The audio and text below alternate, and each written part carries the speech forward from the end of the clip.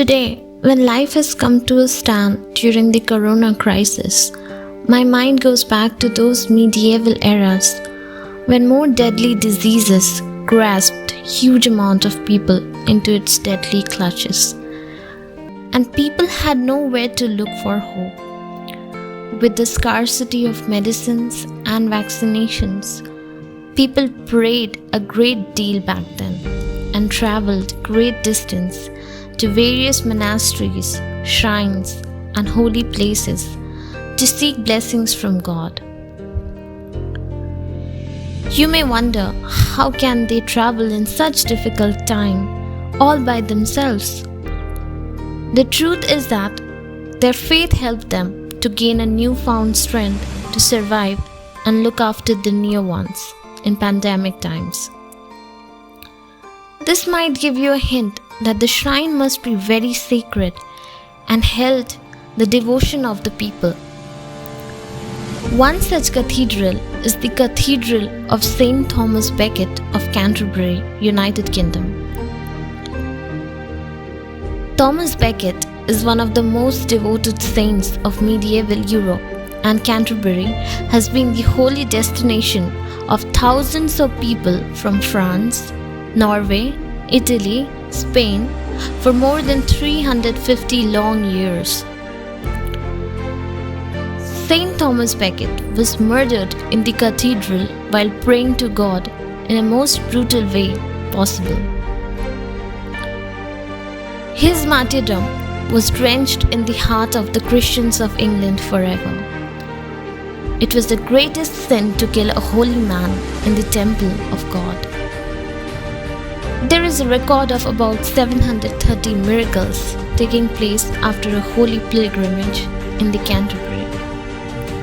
There were individuals who experienced healing through prayer, drinking Becket's holy water, or visiting his tomb with their maladies and disabilities. Everything from leprosy to blindness, paralysis, and even death. In the Middle Ages, illness was often believed to be punishment from God, and seeking intercession from a saint seemed a logical move. Indeed, there was a strong incentive to seek the mercies of a holy saint. Some popular tales are that of Henry of Fortwich, or Mad Henry, who was cured from severe mental problem after spending a whole day and night in the cathedral. He improved miraculously, becoming more tolerant and peaceful.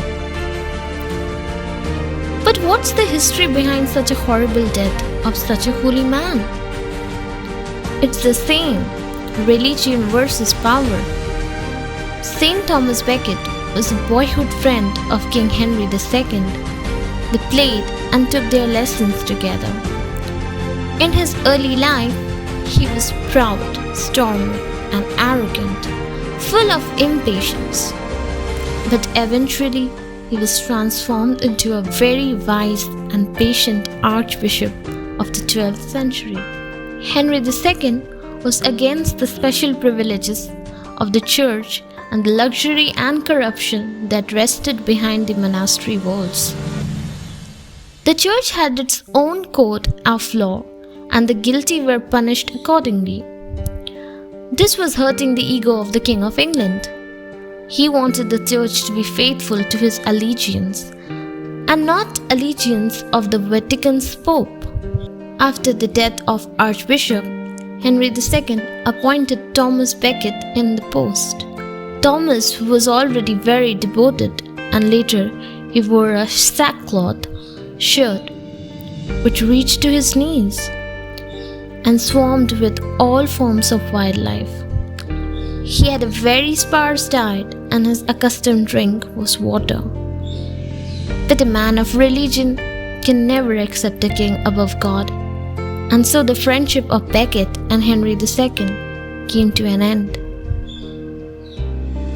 King Henry II even called Saint Becket as a traitor, whoremonger, bastard, etc. Thomas Becket was exiled for 6 long years. But Henry II wanted to get rid of St Thomas Becket, and therefore he commanded 4 knights to kill him. They reached Canterbury Cathedral on December 29th, where they found Becket before the high altar, as he had gone there to hear vespers. One of the knights approached him and struck Becket on the shoulder with the flat of his sword. It seems that the knights did not at first intend to kill Becket, but as he stood firm after the first blow, the 4 attacked and butchered him. It is recorded that they cracked open his skull, spilling his brain on the cathedral floor, and the bells had started ringing vigorously.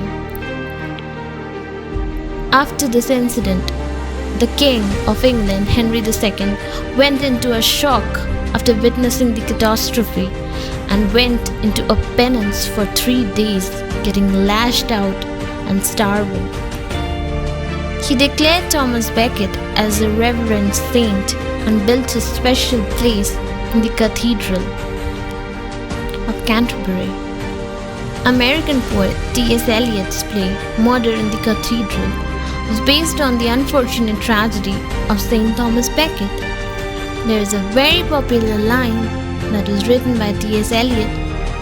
A martyr is he who has become the instrument of God, who has lost his will in the will of God, and not lost it, but found it, for he has found freedom in submission to God.